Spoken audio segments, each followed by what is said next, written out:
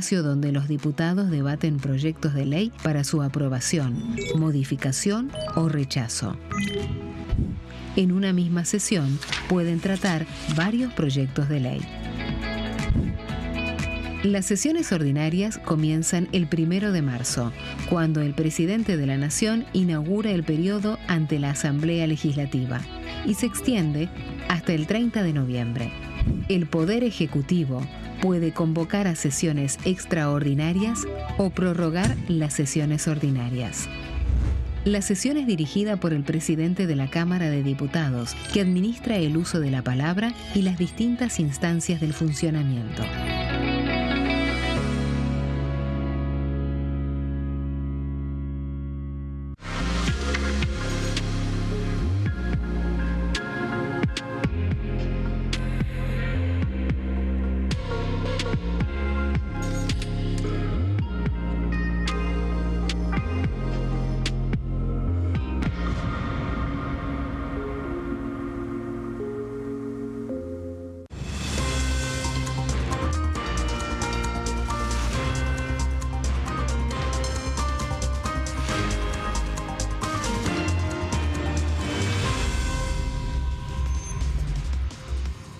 Hola, ¿cómo les va? Bienvenidos. Esto es Consenso. Estamos en vivo en la pantalla de TV con toda la información, la actualidad parlamentaria en vivo hasta las 13 horas con un equipazo de lujo. También un día donde va a haber constitución de algunas comisiones y también, el plenario para emitir un dictamen sobre el proyecto de ley de la reforma de glaciares para ir a la sesión mañana miércoles. Hacemos los títulos de esta hora y enseguida presentamos el equipo.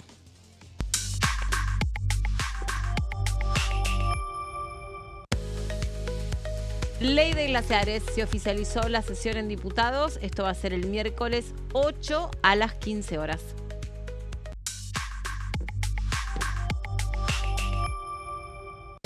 Y por el dictamen de la ley de glaciares se reúne el plenario de comisiones de recursos naturales y de asuntos constitucionales hoy a partir de las 2 de la tarde.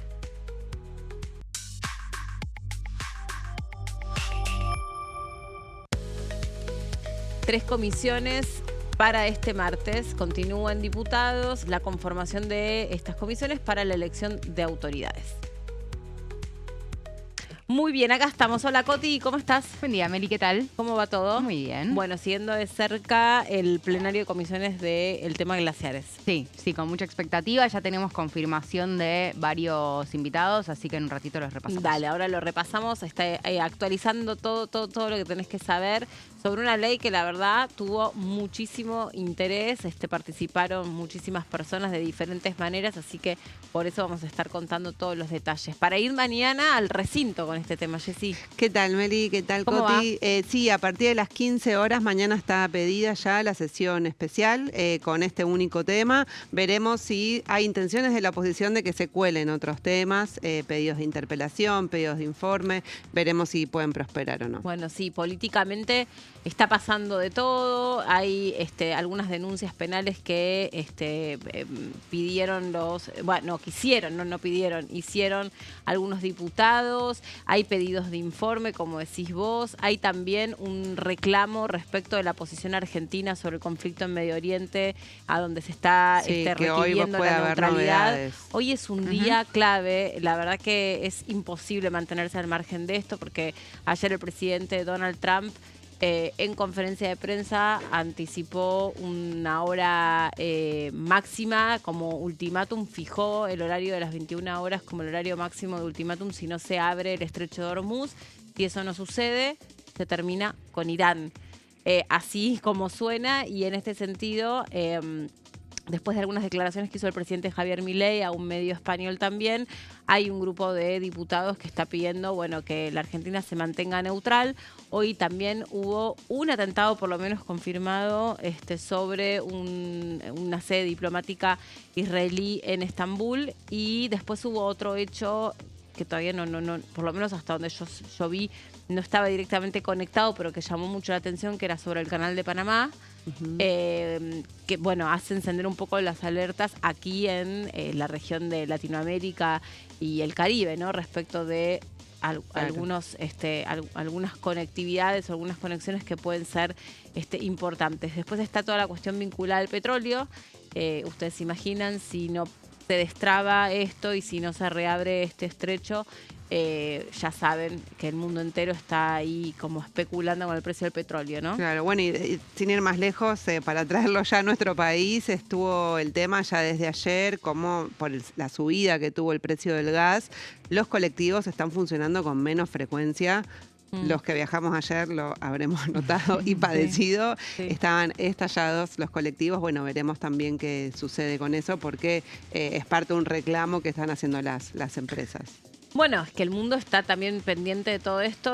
Obviamente uno querría estar contando otras cosas o poniendo el foco en otras cuestiones, pero la verdad es que es un día de mucha sensibilidad. Además es como una guerra muy difícil de contar en términos de que no se puede estar prácticamente confirmando información. Se supone que iba a haber alguna especie de intermediación para que se abra este estrecho y entonces no se vaya a lo que se supone puede ser una tragedia humanitaria peor, porque los objetivos que están anticipando que van a ser destruidos son todas las centrales nucleares, puentes, refinerías. Sí, bueno. Y que Irán dijo que van a ser como cordones humanos. O sea, en todos los lugares donde Estados Unidos dijo que pensaba atacar, iban a ir millones de iraníes o iban a convocar a millones de iraníes de población civil, ¿no? Entonces van a ser lugares donde puede ser que haya también muchos ciudadanos. Y eso tiene que ver con los tratados internacionales y con todas las cosas que no Claro. se pueden hacer aún en contextos de guerra, ¿no? No podés ir contra sociedad civil y no podés afectar justamente los puentes, las conectividades de un país. Bueno, yendo a nuestro territorio y más concretamente a la Cámara de Diputados, más temprano Coti decía que hoy se va a buscar obtener un dictamen, no sé si lo decías más temprano, pero creo que sí, porque recién lo conversábamos, pero no sé si en el programa. Se va a tratar de obtener dictamen para la ley de glaciares. Hay algunas notas que nosotros tenemos, no sé si quieren, Diego, que las pongamos ahora las notas, se las ponemos en un ratito, pero bueno, tiene que ver con lo que nos va a contar Coti en un ratito, que es este plenario de comisiones al que se llega después de 2 audiencias públicas con participación récord, donde hubo que echar mano a recursos variados para que todas estas personas pudieran participar. Algunas lo hicieron presencialmente, otros lo hicieron de manera virtual y otros lo que hicieron es mandar un video explicativo que tenía que cumplir con ciertos parámetros para que por lo menos figurasen dentro, no figurasen, fueron tenidos en cuenta, porque figurar es lo de menos, fueran tenidos en cuenta en estas audiencias públicas que lejos de lo que se creía, terminó llevando tiempo y dejando como alguna sensación de sinsabor, porque decían que no todos los que se habían anotado, no todos los que se habían inscrito habían podido participar. Claro, más de 100.000 personas. Entonces inscritas. esto generó mucha desazón en algunos. Habló Jorge Chica de una provincia minera, la provincia de San Juan, de Unión por la Patria. Habló en el programa de nuestros compañeros Orden del Día sobre la ley de glaciares y esto decía. Desde todos los lugares. Me parece muy importante que todas las personas, los argentinos y argentinas, se puedan expresar y cuidar el medio ambiente. Creo que eso debe ser una ley para todos nosotros. Principalmente, yo soy muy prudente porque nos ha pasado un dictamen termina o un proyecto de ley se terminan cambiando en el recinto. Entonces, muchos aspectos uno por ahí adelanta un voto, que después hay situaciones en las cuales uno no coincide con su mirada o con su forma de vivir y realmente termina cambiando el voto en el mismo momento, porque se han hecho modificaciones. Nos ha pasado en muchas de las leyes, ¿no? Me parece muy importante que las provincias puedan cuidar sus recursos. Los sanjuaninos y quienes están dentro de la ley provincial tenemos la posibilidad, para darte un dato, el Yaniglia tiene entre glaciales y periglaciales un 5.000 más o menos, nosotros tenemos 6.000. Entonces me parece muy importante, nosotros desde la provincia de San Juan, quienes están dentro de todo el núcleo, desde las universidades, de los profesionales que tienen que decir si ese glaciar o periglaciar genera o va a la cuenca hídrica. Y me parece importante que lo podamos debatir, pero que cada uno de los que viven y tienen el recurso puedan decidir, ¿no? Entonces creo que desde que tenemos uso de razón nosotros pretendíamos que las conducciones y las decisiones las tomaran los sanjuaninos con la responsabilidad que conllevan. Les pasa a muchas de las provincias mineras, ¿no? Me parece que uno no puede tomar decisiones en la situación que está pasando en Catamarca y en otras provincias. Respeto las decisiones. Por eso sigo insistiendo en que hay que ser prudente en cómo termina el proyecto final, ¿no? Bueno, ¿qué va a hacer el diputado Jorge Chica sobre la ley de glaciares? Pues estábamos preguntándonos. Es de ¿apoyan San la Juan, ley, no apoyan la una ley? provincia muy interesada en que salga esta A ver, reforma. en esa nota no dijo explícitamente que va a apoyar la ley. Pero vos Sin sentís embargo, la sensación, a partir de escuchar el discurso completo y también de a lo que él mencionaba, del apoyo que hay social, ¿no? Que hay una licencia social muy importante en la provincia de San Juan, a lo que no pasa en todas las provincias. Entonces, la ciudadanía tiene otra forma de mirarlo, distinta a la que escuchamos quizás mayoritariamente en las audiencias. Así que la sensación es que sí, insisto, no lo confirmó, no dijo sí voy a votar a favor de la ley, Claro. porque obviamente, mayoritariamente, lo que Unión por la Patria está en contra, ¿no?, de la modificación de la ley de glaciares. Un dato para recordar, porque sabemos que los proyectos mineros son muchos de los que están anotándose en el RIGI, en el régimen de incentivo a las grandes inversiones.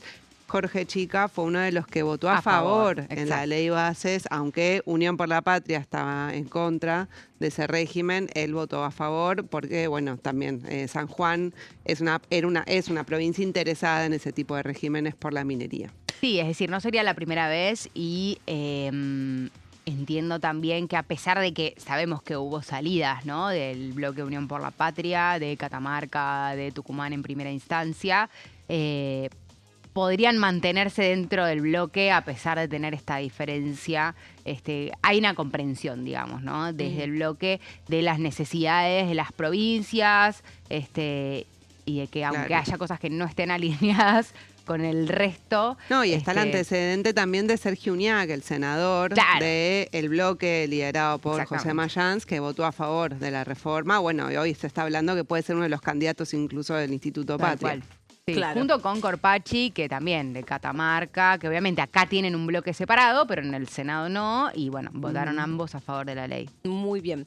Bueno, y también habló sobre este tema el diputado Carlos Zapata. Ayer estuvo por nuestro programa. No sé si es de nuestro programa del tape, pero lo tuvimos acá porque nos mostraba una artesanía salteña. Siempre él nos pone mostraba paisajes, paisajes. Dice sí. que se le rompió el celu. No. No es que se le rompió, perdón, ahí esa parte inventé. Cambió el celu y Ahí no está. sabía cómo ponernos paisajes, pero estuvo Ah. muy piola porque puso un cuadro con Muy la bien. artesanía salteña. También, ¿no? La provincia de Salta, obviamente implicada de cerca en este debate porque podría, digamos, hay como todo un sector que está muy expectante de lo que pasa con los glaciares y los ambientes periglaciares. Y además no se olviden porque Salta es litio. Litio, Así sí. que ahí también toca de cerca sus recursos naturales. Decía esto. Yo tengo una visión muy particular, que está muy ajustada al texto de la Constitución, que establece que la titularidad, la propiedad o el dominio de los bienes de la naturaleza o los recursos naturales le corresponden a la provincia y que en su funcionamiento, administración y explotación se debe respetar los presupuestos mínimos que se establezcan en la Constitución o por leyes nacionales. Perfecto. En esa dictado o establecimiento de los presupuestos mínimos, la legislación debe tener una claridad meridiana para evitar dobles interpretaciones o llevar a situaciones donde aquellas personas que confiaron, que vinieron, invirtieron su dinero, vean peligrar la continuidad de su trabajo o bien ser pasibles de alguna sanción por un problema interpretativo. La ley de glaciares, al establecer con claridad una precisión terminológica y darle la competencia a las provincias para delimitar las áreas que no es el glaciar, sino el periglaciar, que en sí mismo tiene muy poca agua, porque los que hablan de agua por ahí no conocen un poco las altas cumbres, cómo está diseñada. Necesitamos esa precisión. Ahora, si eso va a facilitar, bueno, eso es una señal clara para los inversores, donde podrán apreciar de que ya no estarán sujetos a una interpretación antojadiza o ideologizada de un texto legal, sino que, bueno, hay precisión en los términos. La inversión va a llegar en función de la evaluación que haga cada uno de los tenedores del capital sobre la actividad, la ubicación, las posibilidades de obtener una renta y la seguridad jurídica que podrá tener su inversión para recuperarla con trabajo en el futuro.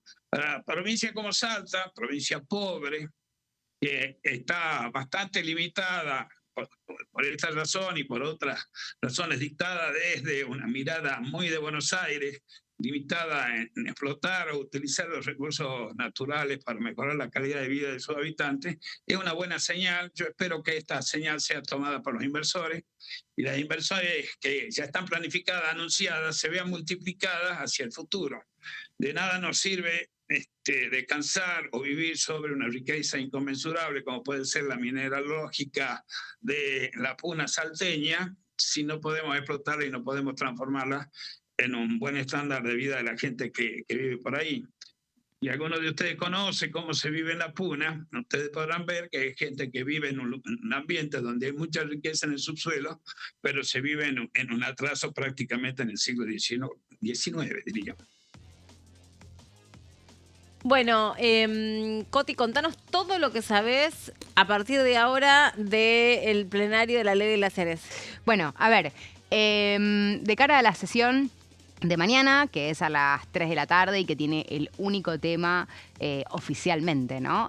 Para ser tratado la modificación a la ley de glaciares.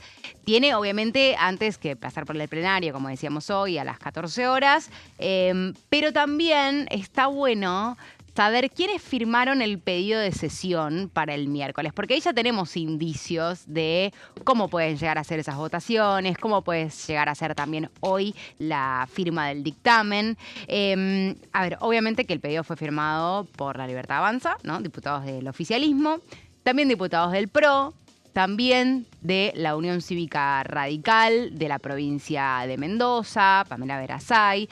De Innovación Federal, que había muchas dudas respecto de Misiones, había una gran incógnita de qué iba a ser Misiones. Sí, pero en el Senado votaron. Bueno, por lo menos no estaba... Es cierto, sacamos indicios del Senado, sacamos indicios de la firma y hoy lo vamos a ver también con quienes firmen el dictamen. Y cómo vienen teniendo la relación con el Poder Ejecutivo. Obviamente, también. Por un lado, a ver... sabemos que el oficialismo tiene a sus aliados más incondicionales y otros que, depende de la ley, acompañan o no. Bueno, Innovación Federal es uno de los aliados, pero que no sé si lo diría como incondicional, al menos siempre. Sin embargo, firmaron los misioneros el pedido de sesión para este miércoles. Bueno, obviamente, Producción y Trabajo, que tiene a 2 sanjuaninas, una de ellas firmó, también acompañaron el pedido para el miércoles. Independencia de la provincia de Tucumán también acompañó el pedido y lo firmó también el diputado de Santa Cruz, Garrido. Eso sí es llamativo. Sí. Es llamativo, sí, porque en Santa Cruz no solamente no pasó lo mismo en el Senado, sino que también está mayoritariamente en contra, ¿no? Claro. Esa provincia no es una de las beneficiadas, como sí pasa con el norte, con la modificación de la ley de glaciares. Sin embargo, igual el diputado es un aliado del gobierno, sí. Uno de los que cuando eran 2 en el bloque por Santa Cruz, había uno que generalmente votaba con la oposición y el otro con el oficialismo. Quien quedó en la Cámara de Diputados es justamente el diputado que acompañaba más al oficialismo y es también el que firmó el pedido de sesión para este miércoles, José Garrido. Ahora, tenemos para mostrarles una lista con los invitados que están confirmados de hace un ratito nada más porque se fueron sumando algunos oradores para el plenario de hoy a las 14 horas. Bueno, chicos, voy a tener que leer desde el celular porque me queda muy chiquitito igual. Agradezco a la producción que me lo haya puesto en pleno, pero me resulta totalmente imposible. Ahí estamos. Bien, a ver, vamos a tener oradores de manera presencial y también por Webex, es decir, vía Zoom virtual. De la provincia de Catamarca va a estar el vicegobernador presencialmente. Se sumó ahora, en el último ratito, les diría, de la mañana, porque hasta ayer no estaba confirmado, Raúl Jalil, el gobernador de la provincia de Catamarca, que va a estar de manera virtual. Después también va a estar la ministra de Minería de la provincia, que va a estar presencialmente en la Cámara de Diputados. El ministro de Minería de Jujuy, José Gómez, va a venir también presencialmente y va a ser el único representante de esa provincia. De la provincia de Mendoza va a estar la ministra de Energía y Ambiente, Jimena Latorre, de manera presencial. También de la provincia de San Juan va a haber varios funcionarios, primera y segunda línea. En primera instancia, el gobernador de la provincia de San Juan, Marcelo Rego, que va a exponer virtualmente, y el sí estaba confirmado hace rato, se sabía que iba a estar... Viene siendo el más activo, Rego. Sí. Es que es el presidente de la Mesa del Cobre, además. Exactamente, y de hecho, durante las audiencias, que sabemos que mayoritariamente las expresiones fueron en contra de la ley, sí hubo una postura muy clara de la provincia de San Juan, claro, durante las propias audiencias. Entonces, el gobernador Marcelo Rego presente de manera virtual en el plenario de hoy. Y también de la provincia de San Juan va a estar el ministro de Minería, el ministro de Producción, el secretario de Gestión Ambiental, todos esos de manera presencial. Ahora, se sumaron también funcionarios de la provincia de Salta, no así su gobernador, pero sí va a estar el secretario de Minería de la provincia, el coordinador de la Secretaría de Minería de la provincia de Salta, el secretario de Ambiente y Desarrollo Sustentable y el coordinador de la Secretaría de Ambiente y Desarrollo Sustentable.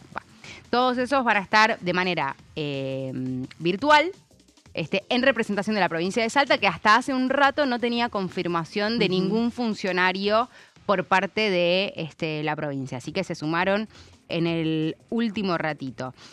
Y por último, también vamos a tener representantes del Poder Ejecutivo Nacional que van a estar de manera presencial. Ahora sí, estos no son primeras líneas, no va a haber ministros presentes durante el plenario de hoy, pero sí van a venir Luis Lucero, que es el secretario de Minería de la Nación, el subsecretario de Ambiente, Fernando Brom, y también el subsecretario de Desarrollo Minero de la Nación, Mario Teim, junto con el subsecretario de Política Minera Nacional. Entonces, esos son los representantes del Poder Ejecutivo, sin ministros, pero bueno, con algunos gobernadores presentes virtualmente y otros representantes de las provincias, decíamos, de Salta, de San Juan, de Mendoza y de Catamarca. Esas son las 4 provincias que van a tener representación hoy, entonces, durante el plenario. Obviamente que se espera que, a diferencia de lo que pasó con la ley, con las audiencias públicas, donde mayoritariamente escuchamos expresiones en contra,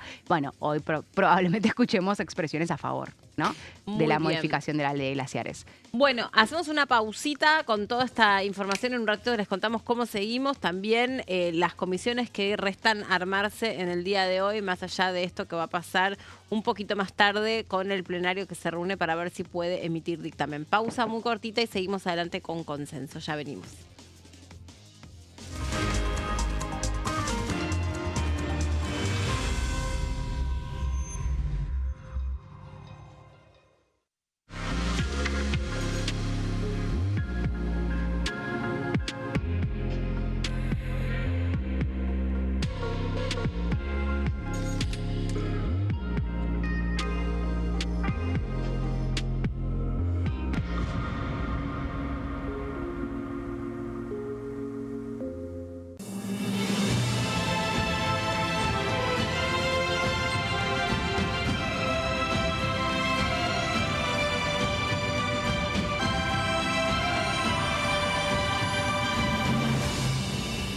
La Bancada, de lunes a viernes, 13 horas. ¿Quiénes conforman el Congreso? El Congreso de la Nación está conformado por la Cámara de Diputados y la Cámara de Senadores. La Cámara de Diputados representa al pueblo de la nación argentina. Esto significa que las provincias más grandes y con mayor cantidad de habitantes tienen muchos más diputados que las provincias más pequeñas. La manera de establecer las cantidades es proporcional. Por ejemplo, la provincia de Buenos Aires cuenta con 70 diputados nacionales y la provincia de Tierra del Fuego con 5. La Cámara de Senadores representa a las provincias. Cada provincia envía 3 senadores al Congreso Nacional. El total de senadores es 72, dado que las provincias argentinas son 24. Este es el número fijo, estipulado por la Constitución Nacional. Cada 2 años, el Congreso Nacional renueva la mitad de sus diputados y 1/3 de sus senadores nacionales. El mandato de los senadores es de 6 años, mientras que el de los diputados es más breve, dura solamente 4 años. La Cámara de Diputados tiene 257 miembros. En el recinto, los diputados se agrupan en bloques y en interbloques que expresan partidos políticos o afinidad ideológica. Existen también los monobloques, integrados por un solo diputado. El bloque oficialista se dispone a la derecha del presidente de la Cámara, el bloque opositor mayoritario a la izquierda, y en el centro, los bloques con menos cantidad de integrantes. Son requisitos para ser diputado: tener al menos 25 años, 4 años de ciudadanía argentina, haber nacido en la provincia por la que se postula o haber residido en ella los 2 años precedentes.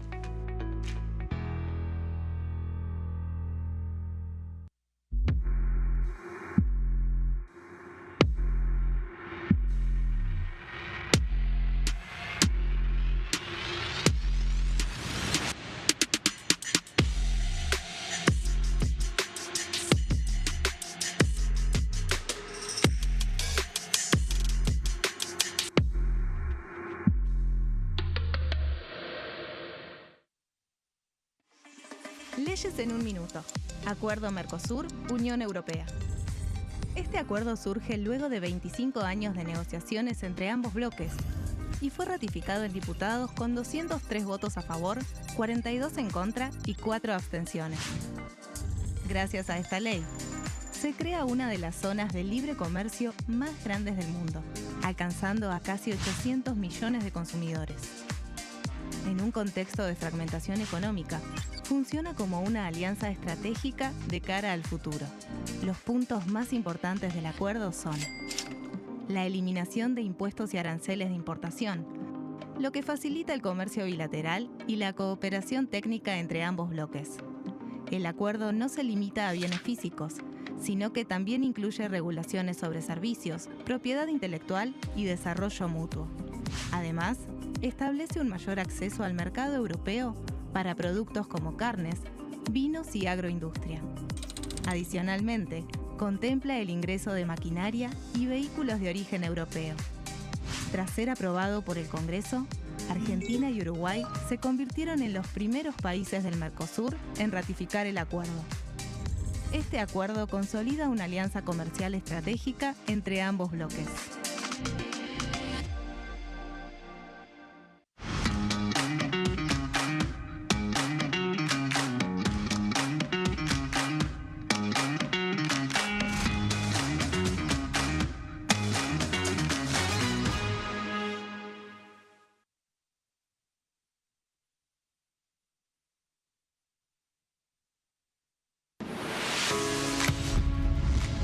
¿Cómo funciona el Congreso? Cuando un proyecto de ley ingresa a la Cámara de Diputados, ya sea presentado por un legislador, enviado por el Poder Ejecutivo o producto de una iniciativa popular, se trata primero en el ámbito de las comisiones. Las comisiones son el espacio de análisis y debate sobre los proyectos conformadas por legisladores de distintos bloques. Hay 46 comisiones permanentes que son centrales en la discusión parlamentaria, como Presupuesto y Hacienda, Asuntos Constitucionales o Legislación General. Existen también 32 comisiones especiales que tratan temas específicos. En su mayoría son bicamerales, es decir, que están compuestas por diputados y senadores, como la bicameral de trámite legislativo, encargada de analizar los decretos del Poder Ejecutivo. Para que un proyecto sea tratado en el recinto, debe contar con el apoyo de la mayoría de los integrantes de las comisiones a las que haya sido girado. Al finalizar una reunión de comisión, se dictamina sobre la pertinencia de tratar el proyecto en el recinto. El dictamen puede plantear la aprobación del proyecto o su rechazo.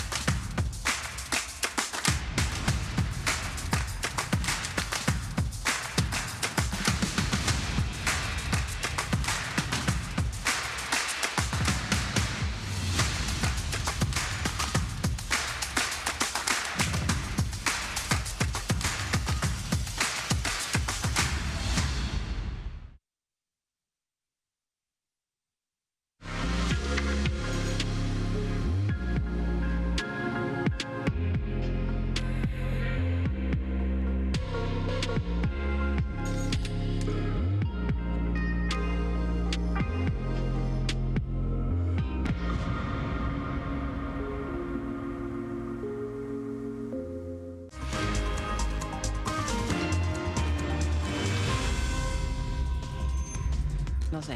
Acá estamos de regreso en consenso con todos los temas, hablando que no podemos más. Estamos hablando de la guerra. Hay de todo, hay de todo. Estamos como las tres tratando de seguir un poco ese capítulo. Nos tienen como, obviamente, preocupadas y pendientes, ¿no? Y también que mañana va a ser un día con muchas ventanas abiertas para seguir de cerca.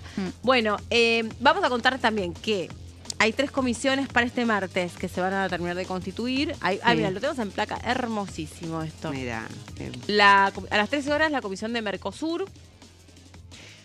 Todas van a estar designando autoridades. En este caso, Mercosur, recordemos que en realidad es una comisión que fue constituida ya en el periodo extraordinario, justamente por el acuerdo Mercosur-Unión Europea. Damián Arabia, de La Libertad Avanza, fue quien fue designado en su momento presidente, pero también, vimos la semana pasada, fue designado presidente en otra comisión, ahora no me está saliendo cuál es.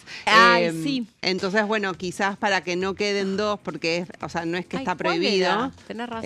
No es que está prohibido, pero sí dijeron, bueno, para emprolijar la cuestión, van a hacer algún cambio de autoridades, pero eso para aclarar. Defensa no. Bueno, ahora lo buscamos. Comunicaciones e informática nos apunta nuestro Es productor. verdad, con Juan Grabois de vice. Ay, tenés razón. Sí. Tal cual. Ahí está, todos nos acordamos de esa imagen. Ahí va. Bueno, y la otra, a las 2 de la tarde, es esta reunión conjunta de recursos naturales y conservación del ambiente humano con asuntos constitucionales. Bueno, también, esta claro, reunión. que después de todos los invitados que nos contaba Coti, van a dictaminar los diputados y las diputadas para dejar listo el texto para la sesión de mañana. Así es. Y algo que también... y esto es después. Claro, a las 3 de la tarde, rato más tarde. hoy mismo se va a constituir la Ahora Comisión ves, de Derechos Humanos y Garantías, porque esta letra está más grande. Ahora ves, La otra era qué muy piola. chiquita. Derechos humanos y garantías, que irá para ¿quién? Yo creo que la libertad, hasta ahora venía estando al frente Sabrina Ahmechet, si no recuerdo mal. Sabrina Ahmechet. Que ahora es integrante de la Libertad Era el Avanza. PRO mientras estaba en esa comisión, Sí. pero bueno, ahora pertenece a la Libertad Avanza.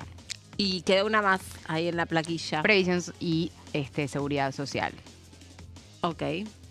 En manos de... Y por las cuentas debería estar en manos de la oposición, por la proporcionalidad, pero el hablaba de gobierno que- tenía intenciones de quedársela, Y el es una oficialismo. comisión... Se hablaba de algo parecido a lo que pasó con discapacidad. sensible. Claro, Es decir, Sí, que son las comisiones que habitualmente tiene la oposición, pero a partir del antecedente del año pasado, de las leyes insistidas y que impulsó la oposición en el Congreso, buscaría quedarse el oficialismo.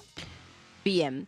Mientras tanto, hoy el el jefe de gabinete Manuel Adorni habló que va a enviar una modificación a la ley de salud mental. También se habló mucho de esto. A propósito, porque en general todas las cuestiones vinculadas a la salud mental después terminan rebotando en las páginas policiales, ¿no? O sea, en general son situaciones a donde decís, che, pero la familia no dijo nada, no advirtió, no anunció. Por ejemplo, me pongo a pensar en la masacre escolar, que también hizo como un poco de eco ahí. Bueno, ¿qué pasa con esa persona? De nuevo, no queda todavía dentro de lo que es la ley, la nueva ley del régimen penal juvenil, porque faltan 180 días para que se implemente, pero de nuevo también en caso de que esta persona tuviera que necesitar un tratamiento, están dadas las condiciones hoy para que se lo interne y esta persona reciba tratamiento hasta tanto se evalúe su situación social, a ver si puede, no sé, estar dando vueltas por la sociedad o no. O sea, hubo muchos casos en el último tiempo, muchos miembros de las fuerzas de seguridad que se terminan suicidando o se quitaron la vida. O sea, el tema de la salud mental está como ahí dando vueltas hace bastante, sobre todo después de la pandemia, que se habla que hay una pandemia en salud mental, que muchas personas también atravesadas por consumos problemáticos. O sea, cuando se mezcla la vulnerabilidad económica con alguna cuestión de tipo ambiental, psicológico, emocional, bueno, ahí tenés un combo donde no es tan fácil para quienes conviven con personas que tienen algún padecimiento para internarlos. Entonces, bueno, en ese orden iría este proyecto de ley vinculado a revisar la ley de salud mental, que es algo de lo que se viene hablando hace un montón de tiempo y por ahora parece que hubo otros temas como más urgentes o más importantes y nadie se metió, pero es algo que se viene imponiendo de, che, la ley así tal cual está dejando un tendal de problemas, porque esas personas terminan siendo peligrosas para sí o para terceros. La madre que asesinó a toda su familia ¿se acuerdan ustedes? En Villa Crespo. O sea, hubo un montón de casos que bueno, terminan de manera muy tremenda, ¿no? Entonces, sí, algo es un reclamo de también, sobre todo de las familias, de los quienes entornos, padecen, claro. Exactamente, quienes padecen alguna situación de salud mental, que reclaman que haya como más facilidad, ¿no? Para la internación y bueno, en la discusión sobre los derechos individuales, ¿no? Es como una tensión que sigue latente ahí, que recuerdo que hace algunos años también se puso en agenda nuevamente. A ver, surge obviamente, lamentablemente, a partir de estos casos que vos mencionás, pero se dio una discusión en el Congreso, yo no me acuerdo si fuera el 2022, o por ahí. Y también con la ley Bases, porque tenía un capítulo para cambiar la ley de salud mental, que debe ser la retomar un poco ahora con una ley particular, digamos, ¿no? Que era un poco también lo que se le pidió a la ley Bases. Bueno, te trae un montón de cosas que son interesantes de revisarlas, por ahí no era para que estuvieran dentro de una ley Bases, sino que estuviesen como cada de esas cuestiones tomadas más profundamente y revisadas en profundidad, y puede ser esto que decís vos. Sí, en general la ley de salud mental es una ley, por lo menos por las organizaciones de profesionales que han venido en varias oportunidades a exponer aquí a la Cámara de Diputados, reivindican mucho la ley. Pero bueno, como siempre, su aplicación depende mucho de los recursos que se destinen. Eso ha digamos, sido un reclamo en todos los gobiernos desde que se sancionó esa ley, pero bueno, por los profesionales por lo menos es muy reivindicada en muchos aspectos. Yo escuché que sí, pero como también escuché otras personas que también están, digamos, siguiendo muy de cerca la cuestión de la salud mental, como puede ser la mamá de Charles Charpentier, que dice, la verdad, esa ley a mí no me ayudó en nada. Porque fue en ese momento, creo que esa discusión fue ahí, que una de las que vino a hablar, a exponer al Congreso fue la mamá de Charles. Es que tiene que ver con eso, ¿no? Que por un lado está la mirada del profesional de salud, que te cuenta cuáles son sus alcances, sus limitaciones, o qué es todo lo que ellos pueden hacer y están avalados para hacer. Y después tenés las madres, los padres, los tutores de aquellas personas que, bueno, o sea, cuando el otro es un ser humano adulto que te parece que está todo ok, insisto, el caso de la madre de Villa Crespo, que tenía un diagnóstico, tenía un tratamiento y nunca nadie se enteró que no estaba cumpliéndolo. No se enteró. El chico de la masacre de San Cristóbal, que ahora parece que además estaba metido en una red, de violencia escolar internacional y no se sabe cuáles son los alcances. bueno, que hizo repensar o remontarnos al caso de Carmen de Patagones. Por ejemplo, en el caso de esta persona, al parecer estaba en un tratamiento psicológico. O sea, había alguien que estaba siguiendo de cerca su situación y nadie advirtió que el pibe iba a agarrar un arma, tenía ideaciones suicidas, o sea, él estaba amenazando o fantaseando con la idea de eliminarse. Nunca nadie imaginó que él iba a convertir esa fantasía en una realidad contra un tercero, que no tenía nada que ver supuestamente con una cuestión de odio o de situación de hostigamiento escolar. Bueno, hablamos de otro tema que ayer generó alguna reunión que hubo entre el ministro Sturzenegger con el presidente Javier Milei, porque se viene otro debate que tiene que ver con la inviolabilidad, lo dije bien, de la propiedad privada. Sí. Es un trabalenguas, pero ya sale. Lo dijiste vos, listo. Ya podés no decirlo, no hay problema. Inviolabilidad de la propiedad privada. Eso como el Chavo del 8. Sí, efectivamente, Sturzenegger va a ir porque entró por el Senado este proyecto que es del Poder Ejecutivo, ingresó por la Cámara Alta. Sturzenegger en el día miércoles, sí, a las 16 horas, va a estar en el plenario de comisiones de allí, enfrente donde estamos ahora, Asuntos Constitucionales y Legislación General. Son las comisiones donde va a ir a exponer para defender este proyecto que fue presentado el 27 de marzo por el Poder Ejecutivo y fue producto del trabajo del Consejo de Mayo. ¿Sí? Este organismo donde, por ejemplo, la reforma a la ley de glaciares, que va a tener su plenario de comisiones en el día de hoy aquí en Diputados, también fue producto del debate donde participan gobernadores y distintos bloques de la oposición, más afín al oficialismo, ¿no? También hay que decirlo porque no es que está toda la oposición, pero sí estuvo la CGT también participando de estas reuniones del Consejo de Mayo. Bueno, iniciativa que fue parte de ese organismo. Vamos a ver, tiene varias propuestas, incluye distintos aspectos este proyecto. Vamos a repasar uno que quería también traerlo porque tiene un poco que ver con el debate de la ley, de la reforma a la ley de glaciares. Por ejemplo, la que es la reforma a la ley de tierras, la ley 26.737. ¿Qué es lo que dice la ley actualmente? La ley de tierras establece un tope del 15% para que, permitiendo que solo el 15% puede quedar en manos extranjeras, ¿sí? La propiedad de la tierra rural, ¿no? Estamos hablando, pero aplica a todo el país. Lo que quiere hacer esta ley, esta modificación que plantea Sturzenegger, es eliminar esa restricción para las personas extranjeras y solo limitar la restricción a estados u organizaciones gubernamentales de otros países. De esa manera lo que dicen, bueno, nosotros estamos cuidando la soberanía.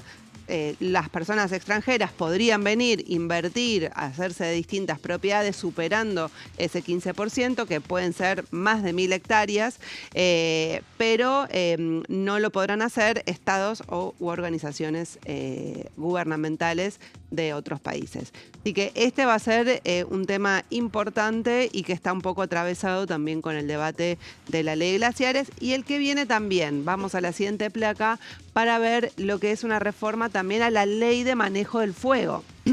La ley de manejo del fuego fue desde el 2017, pero en el 2020 se le hizo una incorporación, un artículo, digamos, que fue promovido por Máximo Kirchner en su momento para que las tierras que sean incendiadas, que tengan algún incendio de bosque nativo, no puedan cambiar su uso ni ser vendidas por 60 años. Claro. Sí, porque ¿qué es lo que ocurría? Había muchos incendios intencionales que estaban destinados a desarrollo inmobiliario, o sea, se quemaba una parte para decir, uy, bueno, acá esto no sirve más, qué lástima, lo vendemos. Bueno, se puso esta restricción, lo que quieren hacer es eliminar esa restricción. ¿Sí? Que en todo caso las jurisdicciones, es decir, los distintos gobernadores digan, bueno, este área protegida sí, acá sí vale esto de que por 30 o 60 años no se puede hacer, pero sacarla de esta ley nacional, que es la ley del manejo del fuego,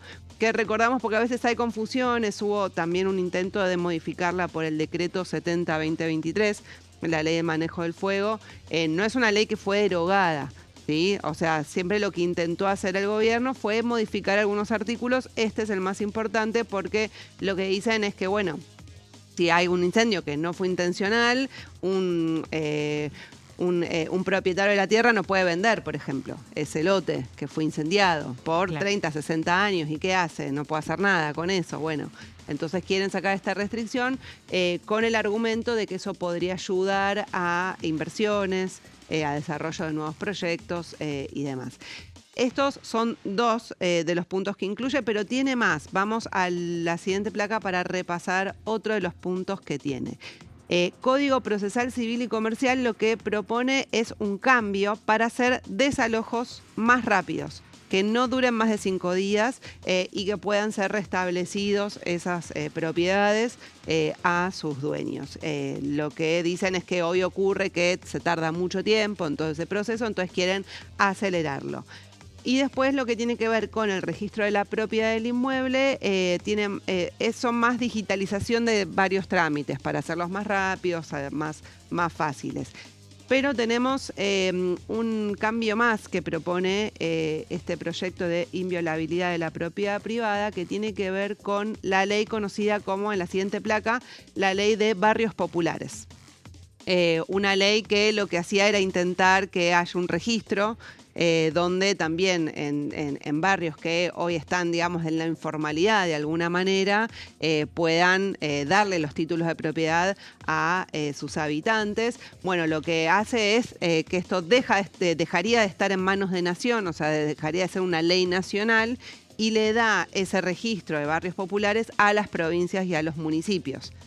Para que con sus propios criterios hagan este registro, y dice que no funcionó. O sea, en los fundamentos de la ley dice a 7 años no funcionó, se registraron muy pocos inmuebles. Entonces, bueno, le pasa la pelota a las provincias.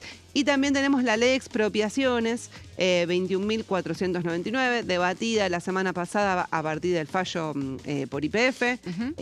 Lo que dicen, lo que proponen cambiar es, por un lado, que en la ley de expropiaciones, antes de la expropiación, hay que declarar de utilidad pública un inmueble, una empresa, lo que sea. Lo que quieren es cambiar los criterios sobre los cuales se pueda declarar algo de utilidad pública, de alguna manera más estrictos, menos ambiguos, más definidos. Y también lo que propone es cambiar los criterios de evaluación y de indemnización. Es decir, si se va a declarar de utilidad pública y se va a expropiar, que sea una indemnización acorde, que se le pague a esos propietarios, que esté actualizada por inflación. Proponen distintos mecanismos. Así que bueno, estos son los puntos que van a comenzar a debatirse el día de mañana a partir de las 16 con el ministro Sturzenegger en el Senado, y veremos cómo avanza su tratamiento. Todavía no va a llegar a la Cámara de Diputados, pero va a ser el debate que seguramente tengamos en las próximas semanas. Ahora, Jessy, la idea es que sea todo tratado en conjunto. Sí. Es como el proyecto de inviolabilidad de la propiedad privada contiene todo esto. O sea, manejo del fuego, ley de tierras, barrios populares, sí. 6, 7 leyes. Sí, exactamente. Todo junto. Pretencioso. Sí. Bueno, con también todas las situaciones irregulares que se dan en torno a la propiedad privada. Vos recién hablabas de los barrios de emergencia, las villas, donde ustedes no sé si saben, pero cobran a veces dentro de las villas unos subalquileres carísimos, mucho más que alquilar por afuera, por afuera de un barrio popular, en un barrio común y corriente. Esto tiene que ver con que terminan siendo acuerdos entre privados, entre partes. Quizás no tienen los papeles necesarios para poder exactamente alquilar un inmueble por fuera, donde te piden determinados requisitos. Exactamente. Sobre todo una garantía. ¿no? Claro, y también lo que aquí quedó expuesto, sobre todo cuando se debatió la ley de alquileres, es la cantidad de cuestiones como tácitas que están puestas en juego. Por ejemplo, no sé, madres solteras a las que le piden muchísimos más requisitos para poder entrar en un alquiler de una pieza, no de una casa, no, o sea, de una pieza o de una pensión. Madres solteras contaron acá que es prácticamente imposible acceder a una habitación porque justamente, digamos, del otro lado hay mucha mucha especulación sobre su situación y se cree que porque son hogares monomarentales no pueden después hacerse cargo de sus responsabilidades, por lo tanto después no tienen cómo pagar ese alquiler, entonces por las dudas no se les alquila y son personas que después están en situaciones de muchísima informalidad, que muchas de esas madres después son además empleadas domésticas que en general siguen estando en la informalidad, entonces todo eso hace que no tengan recibo de sueldo y que... Exacto. Bueno, es muy compleja la situación en torno a la propiedad privada y que además, hace no mucho tiempo atrás, muchos de los acuerdos eran de palabra. Claro. Y hay un alquiler, hay un pago, hay una, entre comillas, hay un contrato, pero es un contrato de palabra donde, bueno, después si alguien quiere venir y judicializarlo o echarte o sacarte, aunque vos venís pagando y todo se daba con cierta formalidad y decís... Después en lo cotidiano eso no sucede porque hay muchos contratos, sobre todo en los barrios o en terrenos que eran de la ciudad y que luego fueron judicializados. Son todos acuerdos muy informales. Uh-huh. Sí. Sí, bueno, el tema de la vivienda y sobre todo en determinadas zonas, hay barrios muy precarios que incluso uno recorre la provincia de Buenos Aires y se encuentra que no hay tampoco mucha política desde el Estado para urbanizar de alguna manera o que puedan acceder a los servicios de luz, gas, cloacas. O sea, cosas que incluso los propios vecinos son los que terminan haciendo la infraestructura, poniendo alumbrado. Sí. A veces los vecinos cumpliendo con un rol del Estado, de un Estado municipal o de jurisdiccional, bueno, son los vecinos los que terminan mejorando esos ambientes, esos espacios de convivencia, obviamente. Bueno, muy importante también no para todo el mundo, pero además para este gobierno significa la defensa de la propiedad privada, que forma parte de su lema central. Así que imaginamos que es un proyecto muy, muy conversado, muy debatido y con mucha expectativa que llega al Congreso. Sí, que va a traer al propio ministro, ¿no?, al Congreso, cuando sabemos que hace bastante, ¿no?, que desde La Libertad Avanza no envían a figuras o primeras líneas al Congreso Nacional, así que me parece que... Sí, más bien no han venido. Sí, casi nadie. Por ejemplo, en el presupuesto se reclamó que venga el ministro de Economía, Caputo, no vino, el ministro de Salud, Lugones, se lo convocó muchísimas veces por el tema de discapacidad, Andis, de eso tampoco vino. Sería, digamos, de alguna manera está elevando el perfil. Sí. Sturzenegger, sí. De hecho, en algún momento se lo tenía como una opción para la posibilidad de jefe de gabinete. Es uno de los nombres que estuvieron rondando como dentro de esas posibilidades. Así que es todo un dato. Exacto. Bueno, a seguir de cerca ahora en minutitos nada más entonces la conformación de la Comisión de Mercosur, que es la primera que tenemos en la agenda y después ya sí seguimos el plenario en relación a la intención de generar un dictamen en torno a la modificación de la ley de glaciares. Mañana aquí estaremos también para actualizar toda la información. Quédense en la pantalla de TV. Coti y Jessy, gracias por su compañía. Nos vemos mañana. Chau. Que tengan linda tarde.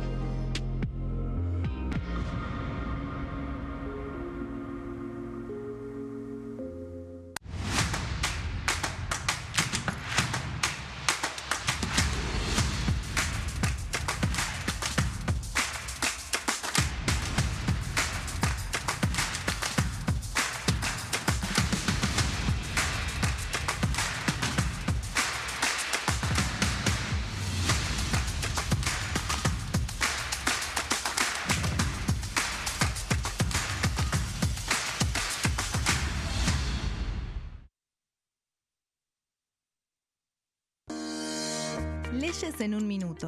Régimen penal juvenil. El 12 de febrero, la Cámara de Diputados aprobó el nuevo régimen penal juvenil con 149 votos a favor, 100 en contra y 0 abstenciones.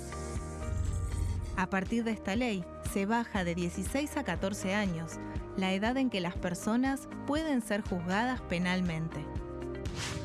Para delitos graves, como homicidios, robos violentos o secuestros, habrá prisión efectiva en espacios específicos, siempre separados de los adultos. En cuanto a las penas, tendrán un máximo de 15 años. Por otro lado, en el caso de los delitos menores, se van a aplicar otras medidas como la reparación del daño, servicios comunitarios, restricciones de circulación, monitoreo electrónico y programas educativos. Además, se crea el rol de supervisor, que estará a cargo del seguimiento, asistencia y control del imputado.